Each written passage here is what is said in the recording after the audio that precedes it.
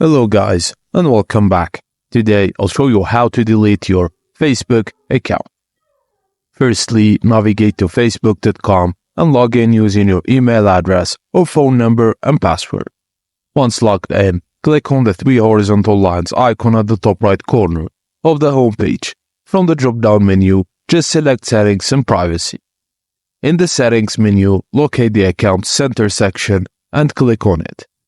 Within the Account Center, find the Personal Details option and click on it. Under Account Ownership and Control section, you'll see the option for deactivation and deletion. Just click on it. On the next screen, you'll have two options: deactivate account or permanently delete account. Select the latter option.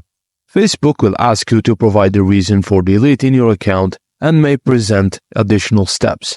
Carefully follow the on-screen instructions and confirm your decision to permanently delete your Facebook account. And that's it, as simple as that. Thank you for watching, and please don't forget to like and subscribe for more.